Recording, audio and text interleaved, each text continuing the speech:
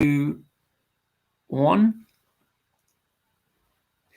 Hello, everybody. Welcome to the Welsh Republic podcast, episode 129 today. And I am here with my guest, Angela McArdle. This is the third time she's been on the show. Welcome back, Angela. How are you doing? I'm doing great. Thanks for having me back. So, Angela, how's your day been? You been up to anything?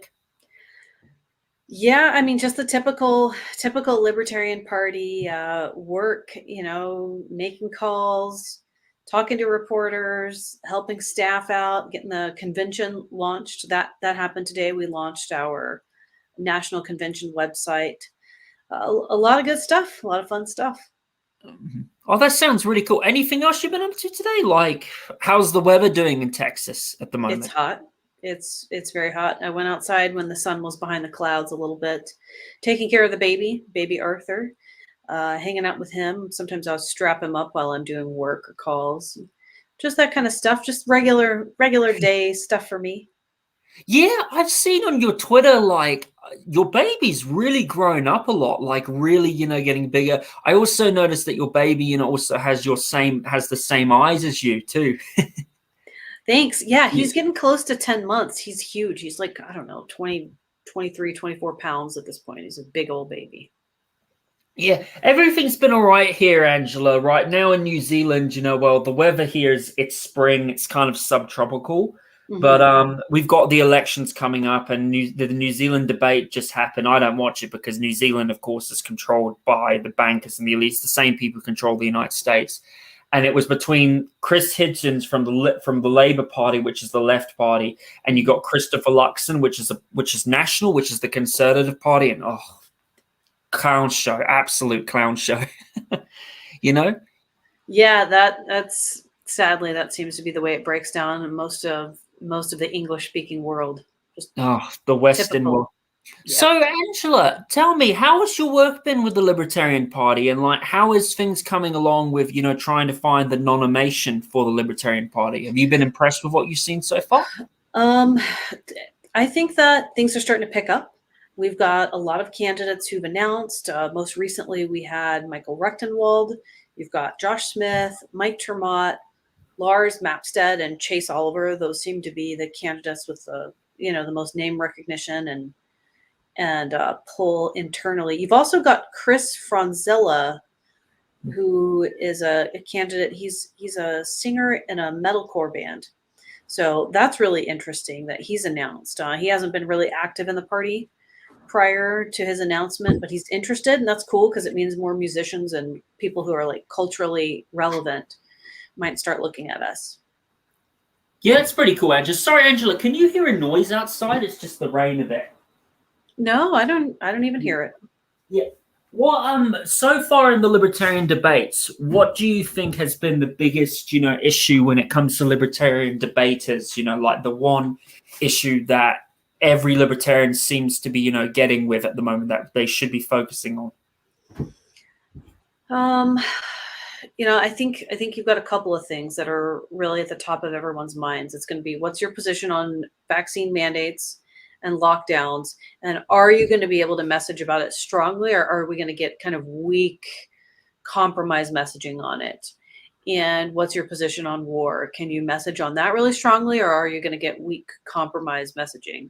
I think those are the two big ones that everyone's wondering about. Mm-hmm. Yeah, that's true.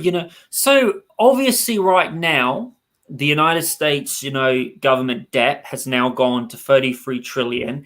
And now, of course, you were having the government shutdown potentially happening, I think maybe September the 31st or something. What is your feelings towards that happening? And the fact that, that Biden said they're still going to be giving money towards Ukraine, which is just insane. Right. I mean, I'm always happy to hear that the government's going to shut down and they're not going to do things. But at this point, it's like, well, what does it matter? So you're going to shut down our government and services that you claim are, quote unquote, essential for us, but you're going to continue the operations of a country overseas. Like, it's completely insane. And it just makes the government shutdown like completely irrelevant. Like, you're not shutting it down. You're just yelling that you're going to shut it down to freak people out. Yeah. It's just, and especially when you look, how Mitch McConnell and also the other leader is just, how old are they? Like Yeah. 18? Like, what on earth is going on there? Like, Biden is 80 and McConnell is 81. even Donald Trump, he's too old. He's too Yeah, old. Both of I them are too agree. old. And I it's agree. just like a lot of people say, oh, they would be good for the country. And lately Trump has been, getting into a bit of trouble with his, pro-abortion stance. Yeah. Like he was saying, like, what is your opinion on that, Angela? I think that abortion is a really, well, you can't ever make everyone happy when you make comments about abortion, right? You're always going to have people flip out. I think that it's a really, really divisive topic. And even though I have really strong feelings about it personally, I'm very pro-life. Like, I don't think it's okay to, take the life of an unborn baby. I just don't think that we need to be campaigning on this at this point. It's such an incredibly divisive topic. It needs to change culturally before it changes politically. And we should be worrying about war, the national debt, making having children sound appealing and important. So many people are like obsessed with climate change on the left and they're hysterical about it. They think that we shouldn't be having more children. They think the earth is going to be overpopulated. I think you need to change people's minds about that and convince people to have, like more regard for human life in general before you start trying to change the law on abortion. I think one's got to come before the other. So speaking about overpopulation, you were talking about I saw a tweet just now saying, "Okay, Grandpa Mitch, time to get in your conversation." What is that? Tell me Oh, a exactly. conservatorship. Okay, so this is really fun. In the United States, you have this thing called conservatorship, where someone is deemed mentally unfit to manage their own finances. And it's a legal process. It's almost like a lawsuit that you go through. Now, generally, I think, this is like a pretty unlibertarian thing to do to an individual. Britney Spears had it happen to her. Her father had a conservatorship over her and some other things in addition to it. And she was almost like a prisoner and like a circus animal. They treated her so horribly. They would have her perform these big shows. She was locked in her home the rest of the time. She had to be on birth control, like take medication. And she was clearly drugged out of her mind and miserable. So the Libertarian Party has said, you know what? You've spent a lot of our tax dollars. You've got us in this unwinnable war overseas. There are things you're doing that are really awful. We're going to file for conservatorship over you. We're not going to drug you like Britney Spears, but we're just going to say you shouldn't be touching our money. Your hands should be off of taxpayer dollars. So that was a big statement that we made recently about Mitch McConnell and Joe Biden. We did it to a Democrat and a Republican because we think it's a bipartisan issue. Both parties are putting people up that are too old and shouldn't be running for office. Oh, it's insane. It's absolutely ridiculous. Like here in New Zealand, I don't know what the law is in that, but here in New Zealand, I don't even think that would be allowed. To Right. see an 80-year-old running, being a speaker, or like Nancy Pelosi being a speaker of supposedly, the world's most powerful nation, which is supposed to be a country that is supposed to be leading the world in the right direction. Of course, it hasn't for a long time. It's just outrageous. Angela, how do libertarians feel about term limits? Do you see a lot of positive things about term limits? What would you say are the positives that libertarians see about it, and what would you say are the negatives? I mean, it's pros and cons. So some of the positives are that these people can't squat on public office for 30 plus years, a massive amount of wealth and connections, and become more and more powerful and difficult to get out of office. That's good. We would love to see, that good stuff come from term limits. But, some of the negatives is that it just incentivizes them to ram bad policies through even faster, and then to enter into the bureaucratic state, agencies and departments, which are essentially a revolving door for politicians and corporate elites. And I think that you would see probably the bureaucratic state grow and gain more power if we removed a lot of those people from public office. So it's a mixed bag. I mean, if we were going to do term limits, it would probably have to be done in connection with something else in order to be effective. And I'm not really sure what that would be. when I think about that, the fact that Nancy Pelosi has been and Mitch McConnell have been in power for so long, is everything all right? I Yeah. thought you like smacked a fly or something. um, when you look at those guys, and especially like all the things they've done, it's unbelievable, and especially all the money that they get from like from bankers, elitists, and it's just. I really think it's time, like for the United States to move away, because you look at Biden, you look at Trump, both of them are too old. They Yep. shouldn't be running for office. But it's such a shame because you look at the GOP nominees, like DeSantis is a globalist puppet. You've got Yep. you got the that guy who basically said, who does everybody think, like everybody's wondering who is that guy, who's in the random middle? What's his name? Vic or something? Vic? The Oh, Indian guy. Vivek Yeah, Ramaswamy. and then you've got like bloody, oh my god, I don't know what's up in my memory. You got this other girl, and it's just ridiculous. What was your opinion about like when you were watching the GOP as a libertarian, when you like were watching that? And what is your opinion, towards Donald Trump skipping debates? Do you think Donald Trump is being very arrogant, or do you think he's just, doing it in a right way? I think that was the best move for him. I really think that like he's the one kind of in charge right now and leading the charge on the GOP side. And so he gets to just decide whatever he wants to do. And I mean, that sucks for the other candidates, I guess, but like he gets to call his own shots, and he probably made the right decision. I think, the debates in general, like you could just tell like it felt less serious because he wasn't there. I didn't feel like I was taking anything anybody had to say seriously. Vivek Ramaswamy was interesting. He had really good talking points about foreign policy. He really stood his ground when, gosh, what's her name? The governor of South Carolina. All of a sudden I can't think of her name. Nikki Haley. Yeah. Yeah, when Nikki Haley came after him and he pushed back really hard, like that's great. But at the same time, he was saying stuff like he wants to go to war with Mexican drug cartels. Oh, absolutely. And he was also saying like that Donald Trump was a destroyer of democracy. He even said like something about the vaccine. And let's not forget, he has a big connection to the pharmaceutical companies. Yep. And it's just the same. He's just talking like Obama, he's saying, who's this random guy in the middle? It's just like how you look at like how Obama was on gay marriage and like Clinton was different with things. And, Joe Biden, when you look at the United States, I know, sorry, I have to get the conspiratorial here, but you look at the United States, whether it is the bankers or the elitists, you can thank, the Act of 1871 which is the District of Columbia Act, and like the Act of 1913, which is the Federal Reserve Act. A lot of these politicians are controlled by bankers, elitists. Yep.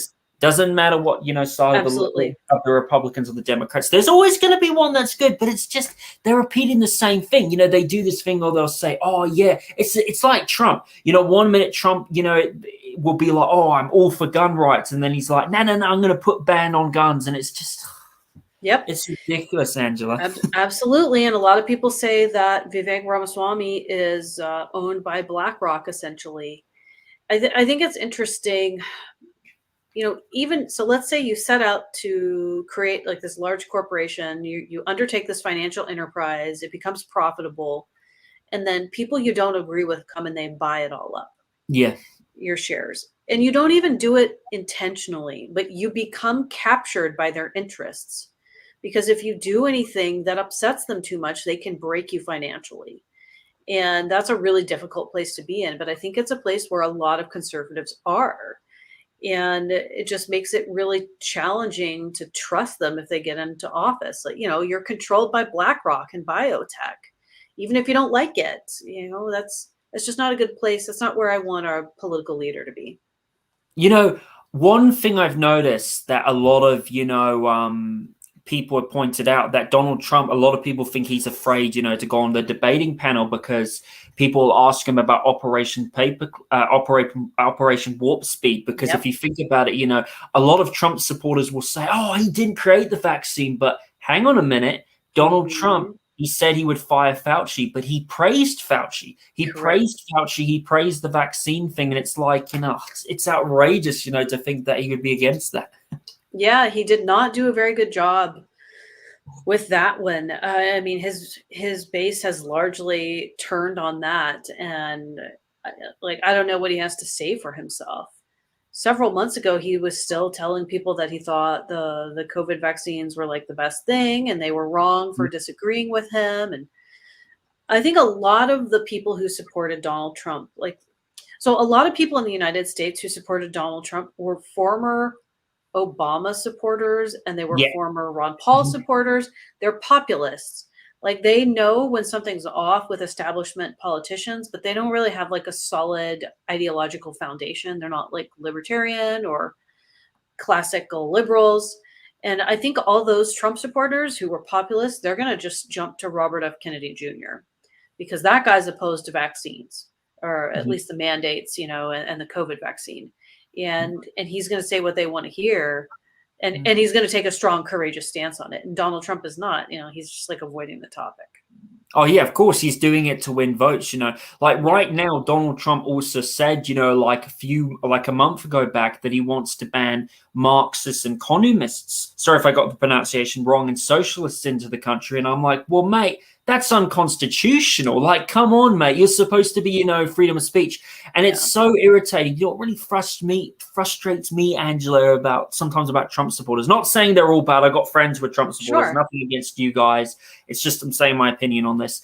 But it's like they ignore the fact that Donald Trump put sanctions on Venezuela and Cuba. He wanted to send the military into Venezuela. He also, continued the bombing of Somalia and Yemen. He did more bombings on them more than Obama did. He increased. He spent more money. He did more he did more government spending than any of the other previous presidents combined in history, which is a proven statistic. He also he had big connections to big pharma. He didn't do enough, to stop big tech. He didn't do enough to stop the Federal Reserve, and he did nothing to stop the debt crisis. And he also, it's ridiculous. Yep, totally agree. Totally agree. It's gonna be interesting if he does get on a debate stage with any other Republicans who are willing to attack him on that stuff. I hope that he does. Yeah, it'll be fascinating. And he even said, I even heard a rumor, and look, if there was a war between Taiwan and China, Donald Trump would literally give funding to Taiwan. He would do the same thing Biden would do. He would give funding to Taiwan. It's like, because the left wing's boogeyman is Russia and the right wing's boogeyman is China. It's just absolutely outrageous and annoying, Yep. Angela, go ahead. And they're all bad on it too. All the Republicans are bad on China. I can't think of a single one that says, we should leave China alone. They're not a threat to the United States. Like, just they all suck on it.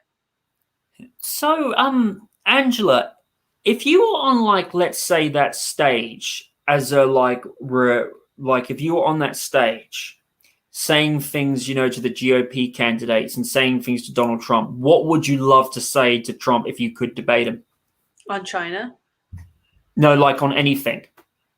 On anything? Gosh, probably I would pick China right away. That we don't need to be going to war with China, and the Taiwanese people, we should do everything we can to just, help them financially without meddling in international affairs. Don't sanction them. Encourage business. Try to use diplomacy, but to not be getting involved in a foreign war. That's just out of control. And China's not even in a great economic place. Their One Belt, One Road system became financially untenable. It didn't get a lot of cultural buy-in from people in Africa. They've had, bank failings and mass foreclosures and, home abandonments over in China. They've got their own problems going on. They're not equipped to go to war with us right now. Everyone should chill out.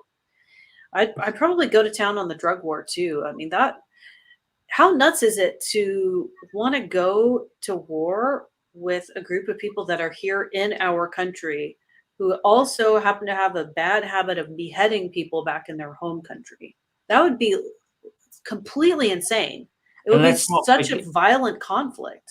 And let's not forget, there are some Mexican cartels who are getting weapons from Ukraine and stuff. Yeah. That just recently happened, which is absolutely, and for right now, the fact that Donald Trump wants to take down Mexico, if there was any reason why he would want to invade Mexico, it would be because of the resources. Mexico has a lot of gas resources. Yep. It's the same reason why Donald Trump, and the elite are going to find a way, to invade Haiti or Honduras or Nicaragua. It's because these countries have resources. It's the same thing with Venezuela and Cuba and Russia. It's just, it's absolutely. Our freedoms are over there. We have to go reclaim our freedoms in their oil fields. It's wild. So, Angela, what do you think about the Argentinian president, the libertarian Argentinian president? Who's running. What's his name? Is it Javier? Javier. I always butcher his last name. Milei. Javier Milei. What would you say when you look at him becoming president? Which is very surprising because you would never think a libertarian candidate would be able to win, especially in the Western world when it's so controlled the political system is by the globalist elite. When you look at Javier, winning, potentially having a chance to win his election, what do you think that's going to mean for the country of Argentina? And do you think that that is going to be an open door to the potentially libertarian parties in other countries winning? Yeah, I mean, that's a huge white pill. It's hugely encouraging to see a libertarian advance this far, like a solid libertarian, not someone who's a little bit libertarian, someone who is just economically solid. It's hugely encouraging to see them advance that far. I think it's going to embolden people, especially in South America, I hope, where you've got a lot of really strict socialist policies and people hurting financially, and government tyranny and aggression. I think it's going to encourage a lot of people, and you're going to see probably a huge renewed interest in libertarianism. Yeah, which is very true. What would you say is your favorite policy that Javier has? Gosh, what did he say? He said it was really crude that government essentially is shit and it can provide nothing because it makes nothing. That was my favorite thing that he said, is he explained why government can't give you anything, that it creates nothing, that it only taxes and takes from people. So super excited about that, him lowering taxes. Yeah, that would be pretty good because Argentina has a horrible inflation problem at the moment. What other policies do you really like about it? I don't know his entire policy platform really well. I'm probably going to miss some really good ones, but I know that he wants to stabilize their currency, and I think that's really good. And some people were kind of critical of that because they said that he wanted to have us have them tied to the U.S. dollar, and that he wasn't going towards BRICS. And I don't think that we necessarily need to be encouraging other countries to choose BRICS or choose one currency over the other. Just figure something out and stabilize it so they're not printing money out of thin air. Mm-hmm. So going back to that right now, obviously you probably heard the news that Russell Brand has gotten himself into a lot of trouble recently, and that right now Rumble, because obviously, the UK has brought in that new hate speech online bill, which is absolutely just, when I saw that, Angela, I just felt like crying. It was just, to see my country, doing that when it's supposed to be a democracy, Britain, is just absolutely hurting. Yeah. When you see that, the fact that, the British government has the control now to do that, go after people and read their messages, even though they've had the power pretty much to do that because this is just a bill to give them more power. When you think about that, and especially the news that, what do you think about the news also potentially that the Rumble executives could be getting threatened with arrest? What is your feeling towards that? I mean, it's really discouraging. I hope that the people push back against this really aggressively. I don't understand how this gets passed. What I don't understand, because I'm not really connected culturally, is, do people in Britain, are they really concerned about hate speech? Is this something that people think about all the time? I genuinely don't know. You'll be amazed. It is a very big liberal population in Britain. It is. Yeah, that's such a bummer. I don't know what it will take to wake people up, right? Is it going to take massive inflation and, a destroyed economy like Argentina or Venezuela? in order to wake people up. Like I would never want to see that happen in the UK, like, or really to anyone. That's terrible. But yeah, I don't know, man. People are going to have to do something to push back. Yeah, they will definitely have to do something to push back, because especially if like this bill is going to threaten so much freedom of England. It's not Britain. Britain is supposed to be a country about freedom and democracy, and the fact is, what is your opinion on like the Russell Brand story? Do you believe a lot of it is true, or do you just think it's an attack on him? I tend to think he's innocent unless there's some really damning evidence brought forward. I was actually in a movie with him like over 10 years ago. I was just an Oh, extra. Yeah, it was a long oh, time ago. really? What movie was that? It was Get Him to the Greek. Oh yeah, yeah, that was the one with Jonah Hill. Yeah, I I remember was that. just in the crowd. I was in college and didn't have a lot of work, so I went to become an extra for the weekend. It's funny, in the rest of the world, people think, "Oh, you're an extra, you were in a movie? Like, that's so fascinating. That's so cool." But in LA, it's like you're just unemployed or you need extra cash. So I was just, getting extra cash. He was really wild. He was like a wild party guy still at that time. So it's always possible that someone could have done something that, inappropriate or that they shouldn't have done. But it's interesting if that's the case, then that means people, the powers that be, they knew about it the whole time, and they decided selectively, like, now we'll go after him 15 or however many years later to punish him. They didn't care that anything bad happened when it actually happened. They're just thinking, like, oh, now's a good time to use that to ruin his life and silence his message. So, but I hope he's innocent. I'd like to think that he is. He did a really good job of shouting out our anti-war rally back in February. I really appreciate that. And yeah, I wish nothing but the best for him. Yeah, let's hope, somehow he can manage to make it out. So Yeah. right now, there's also been another news that just came out from this article from Reason TV called Qualified Immunity. It's the Tony Tapper. Do you know what the Tony Tapper? He was wrongfully death trials ends with 2 out of 3 cops getting qualified immunity. What is your opinion towards that? I'm not as familiar with the story. He got someone did or did not get convicted because of qualified immunity. Mhm. Did Can you explain the story a little bit more?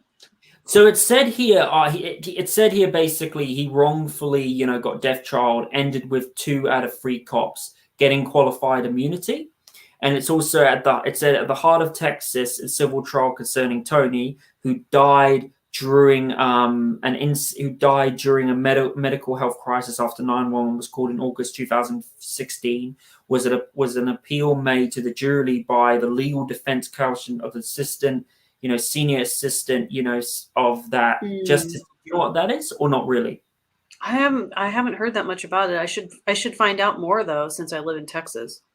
But Yeah. I mean, generally, like, qualified immunity is horrible. That's a horrible practice. They could just What do do whatever you, they want. like, how is it that like qualified immunity, like what do you think are the things that conservatives, get so wrong, saying that qualified immunity is so good, and like why do you think it needs to be gone with? Well, I think that they're probably afraid of progressive activists doing crazy things, taking advantage of it disappearing. They think that progressives are going to just make everything that police do illegal.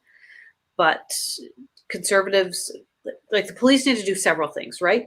One, they need to stop focusing on drug crime and nonviolent crime. If you end the drug war, that's going to free up the police to be, you know, much more appreciated by the rest of the population if they focus on violent and property crime. Um, you know, well, there's so many things, man. Police enforced lockdowns and vaccine mandates and all, like, they really lost a lot of people with that. And we should remind conservatives of that. And, procedurally too, they should just be getting insurance. You get insurance, you do your job to the best of your ability, don't go around accidentally murdering people or intentionally murdering people, and no one's going to come after you, and you just have an insurance policy. There's so many ways to go about this besides giving someone blanket immunity. It's wild to think that there's a profession out there where you could just do whatever you want and the government will just pay people off or find you just not guilty. Yeah, I know. It is. I really think the United States needs to sort out a lot of its, police brutality issues. What is your also thoughts on this issue? Welfare cuts are inevitable because Congress won't touch Social Security. What is your opinion towards that? Towards welfare cuts? Yeah. I mean, I think that we need to be open to cutting back entitlements. We need to be cutting corporate subsidies at the same time, though. I'm fine with, like, I want as many tax breaks as possible. Tax break. But to the extent that a corporation gets a handout, we need to trim that back, especially like regulatory pay-to-play schemes. Like, we should cut welfare, but we should probably cut corporate handouts at the same time so that people don't freak out. Because there are a lot of things that the government wastes money on, not just welfare. Mm-hmm. Oh, especially on the military, it's absolutely outrageous. Yep. Angela, what is your thoughts on? So right now, of course, we had an incident that happened where the Prime Minister of Canada brought in this 98-year-old veteran who fought, for the Ukrainian Nazis against Russia. As an American seeing you, like as an American yourself seeing that, like, how does that make you feel? Like, it just confirms what I already think, right? That these people are incompetent. They're not they don't have some special, like, magical qualifications that you and I don't have. They're not smarter than us.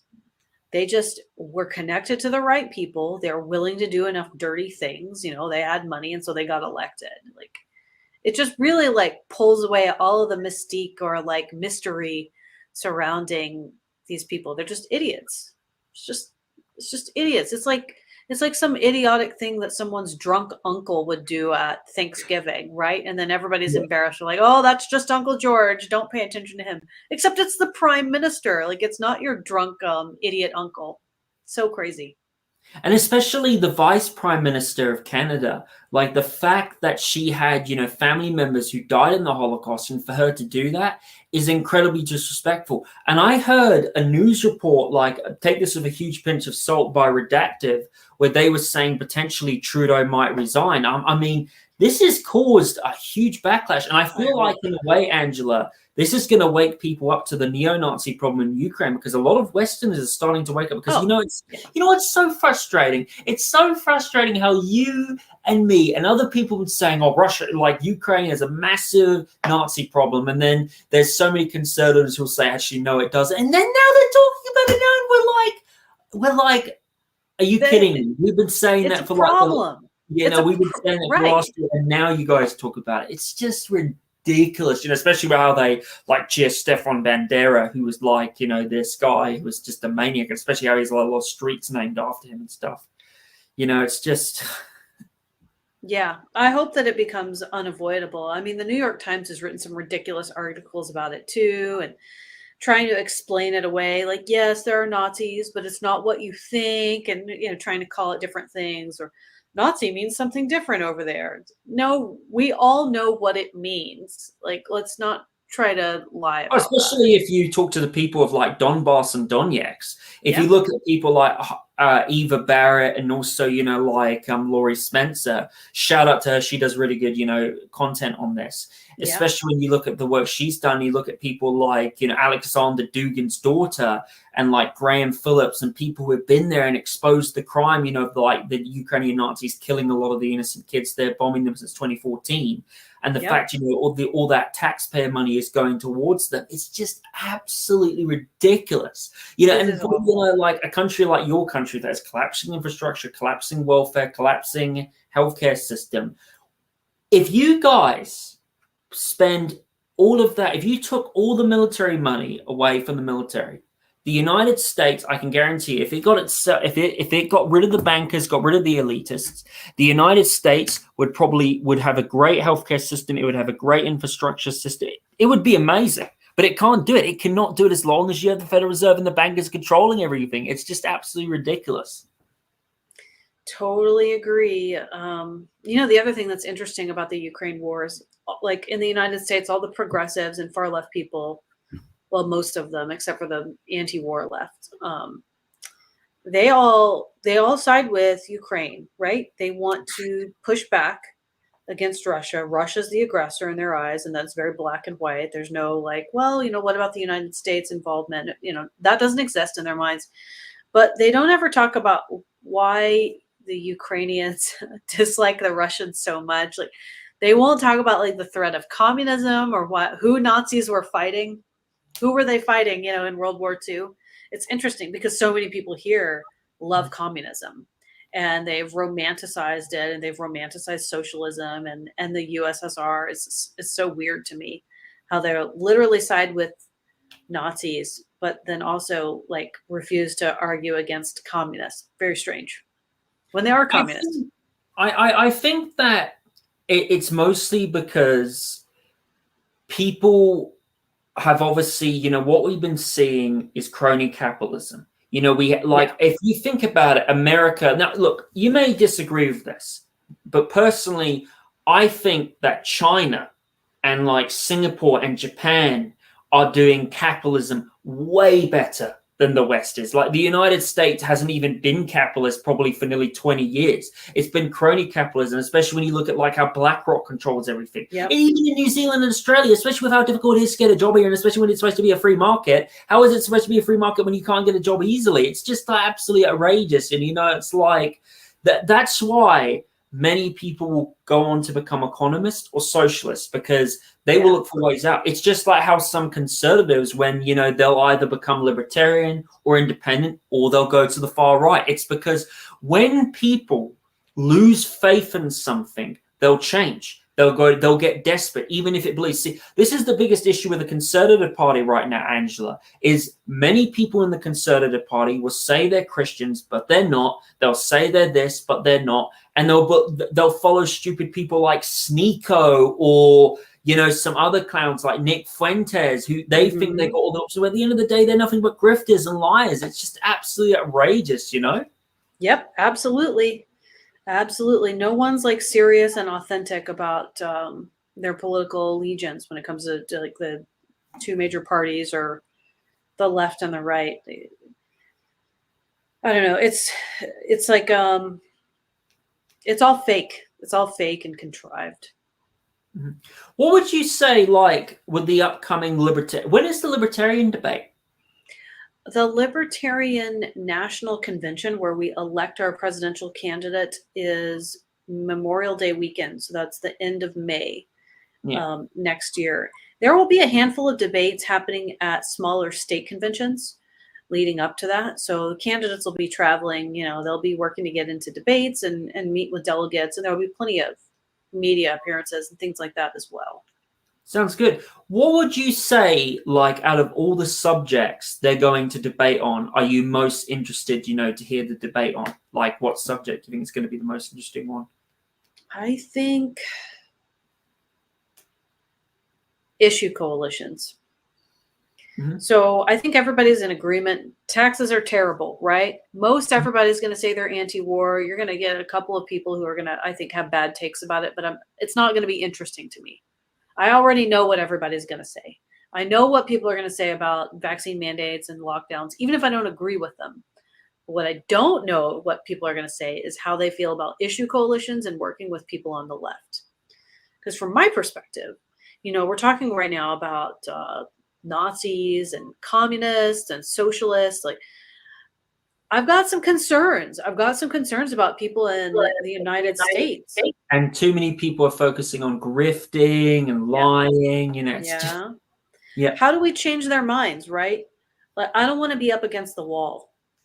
If there's a communist takeover, I want to do everything I can to change people's minds, make them economically literate, help them understand how we got to the place where we're at in the country, and also take away so much of the resentment that they have towards wealthy people and people who provide jobs, and make the economy better. And I'm really curious to hear what libertarian presidential candidates are going to say about that. Like, are you willing to to work with people who on the left to oppose war or oppose vaccine mandates and try to help them along economically on their journey. Because I think we got to do outreach. I don't think we can be just like so insular, and only talk to the people that we like. Mm-hmm. Yeah, I think everybody, like honestly, Angela, right now, of course, we all know there's been a meme going on where girls will ask their husband or boyfriend, how much do you think about the Roman how much do you think about the Roman Empire? Well, It's funny. It's a because, funny meme. because like if even though as much as funny, it's actually true. Totally. The American Empire, even though America's not meant to be an empire, but it's mostly meant to be a constitutional republic, but it's been an empire when it's not meant to be one. It's like when you look at like how it's collapsing and like Angela, when you look at America right now, how similar in a way do you think the collapse of the American Empire is similar to the Roman Empire, like culturally, financially, and what events right now you seeing similar that is very similar to and when you look at like what historical event from the Roman Yeah. Empire from the Roman Empire that is so similar to the American collapse right now? I mean, a particular event, I don't know. I mean, conquest of Gaul, maybe. We definitely have way too, our military is spread all over the place. And then at the same time, people at home are begging for entitlements. And that's exactly what happened in Rome. So we're pretty close, to what happened there. And then you also have, immoral, moral issues, what a lot of people view as sexual degeneracy. And I think, you can do whatever you want from the perspective of a libertarian. But what I notice though is that people are unsatisfied and they're unfulfilled and like they're angry and they're trying to meet their needs in other ways. And it seems to be a trend that it all comes together, that you see more loose sexuality, people living in a very libertine lifestyle and doing what they can to sort of like satiate their frustrations, with sexuality, with drugs and things like that, because they're poor, they're angry at their government, like they don't have opportunities, the family structure's breaking down, the country's at war overseas. So seems like all that's kind of going on. So I hope people can get back on the right track. What would you say is the funniest thing about the Roman Empire meme that's going around right now? That women are like, they don't understand this is a thing.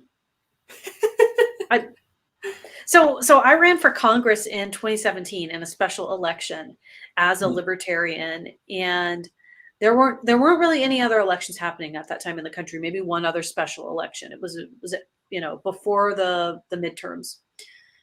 And when I announced, I got a whole bunch of attention from these eco-fascists in Scandinavian countries, because that's when the identitarian movement was taking off. And so you know what I mean? Like I'm sure you do. Yeah, like Extinction Rebellion and all that stuff with Greta Thunberg. People pushing back against the migrant crisis and all this stuff, like really hard.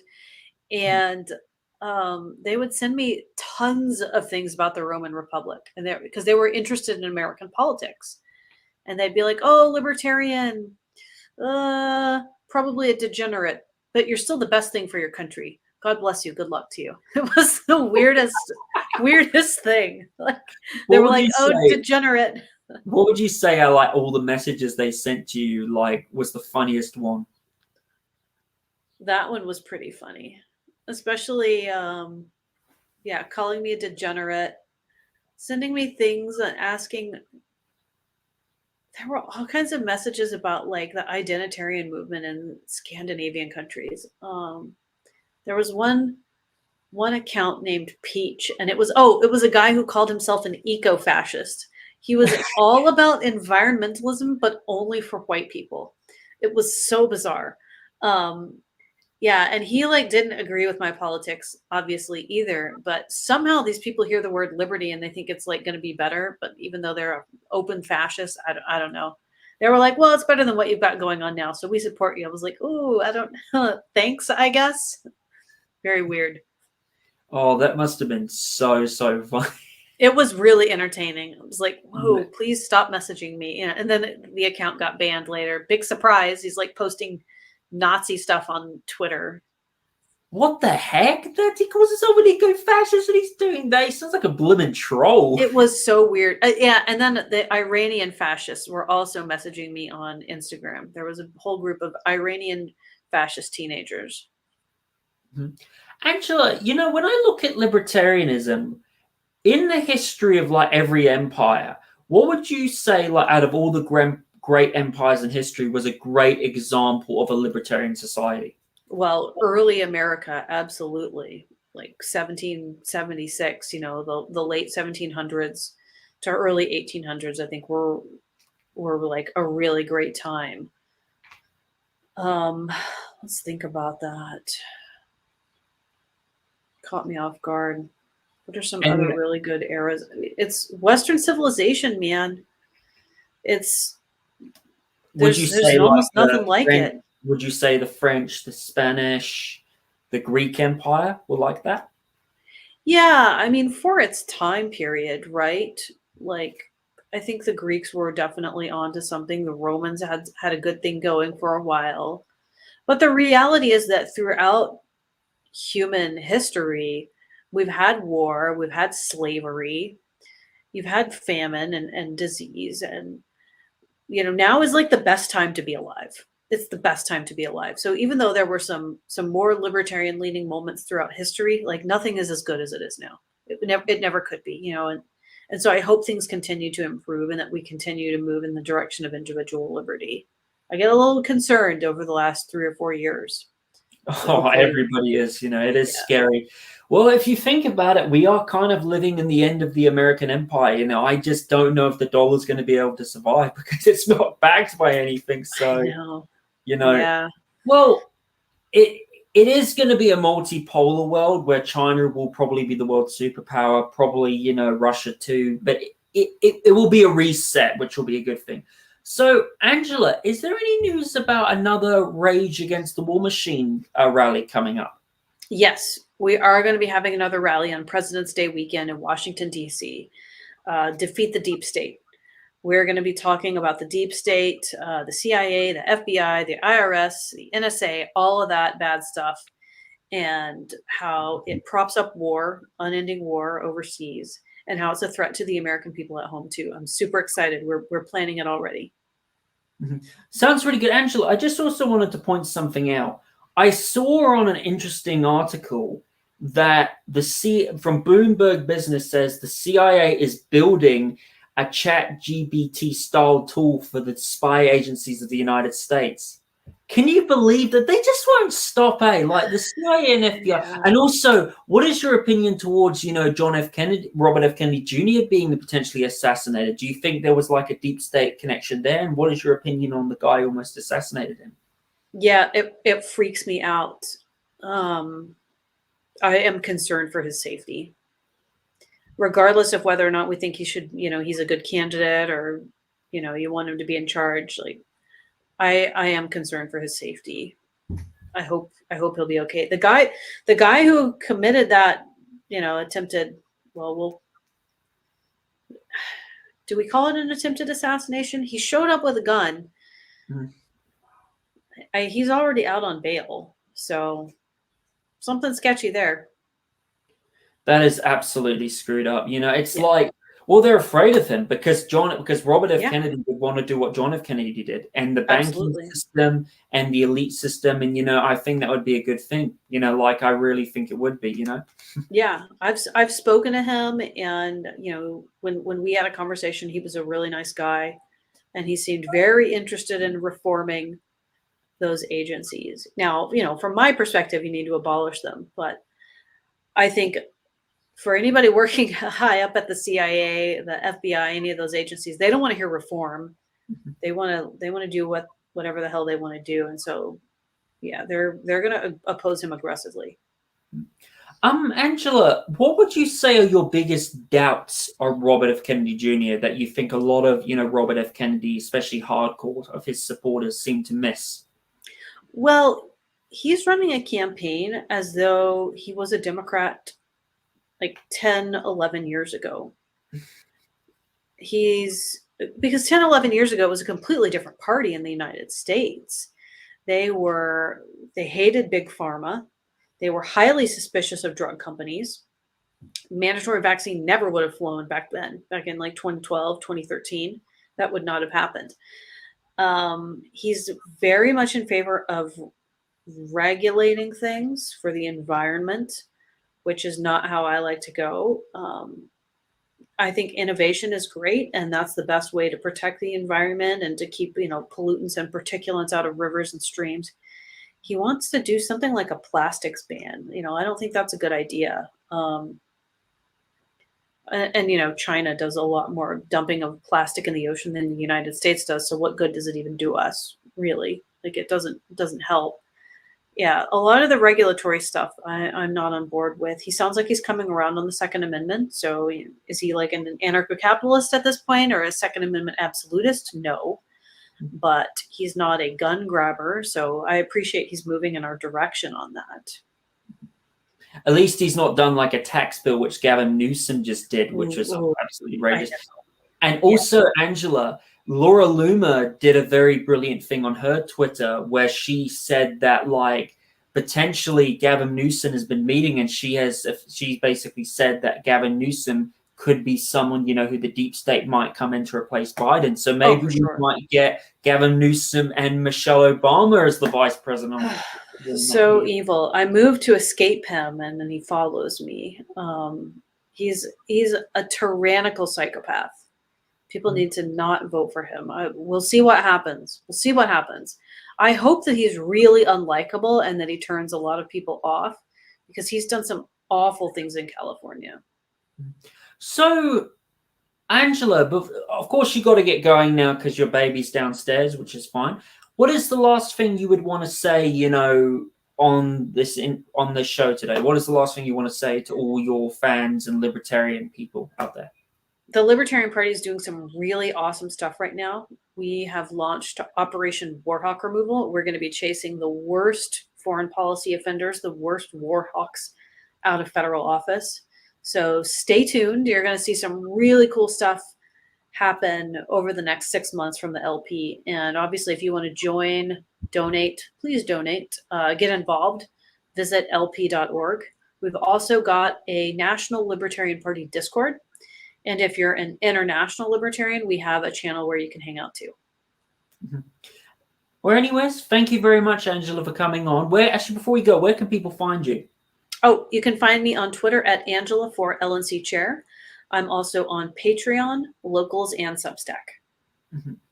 Thank you very much, Angela, for coming on. It was a pleasure having you. I look forward to our next show in the future. That will be great fun. Absolutely. Thanks for having me. When we could talk more about the Rage Against the Wall machine thing, when that comes up. Anyways, thank you for coming on, Angela. Please, everybody, go and subscribe to Angela's work and go follow her on Twitter. She's very good. She's done a fantastic job with the Libertarian Party. She's really, taken it up a notch and just getting even better every year. The Libertarian Party seems to be getting more momentum. She's fantastic at what she does. And give her all the support, everybody. Make sure to give her a like and subscribe, and make sure everybody to give this video a like and subscribe too. Take care, everybody. Have a nice day. Goodbye.